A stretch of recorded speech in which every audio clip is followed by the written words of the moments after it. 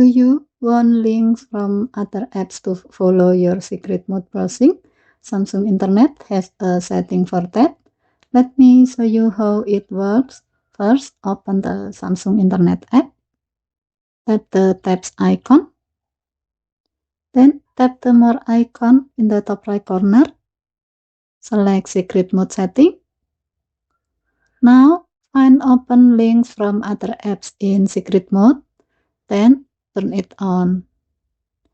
With this option enabled, if you are previously using secret mode, and then tap a link from another app, Samsung Internet will open that link in secret mode. However, if secret mode is locked, you will need to authenticate using your secret mode password or biometric. Now, go back to the option. Turn it off, then tap a link from another app.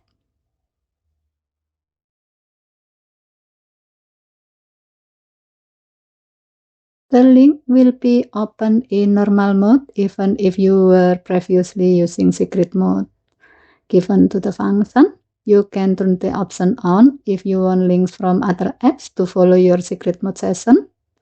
And that's how to open links from other apps in secret mode on the Samsung Galaxy S26 Ultra. Okay, thank you for watching. Please help to like and subscribe. Have a nice day.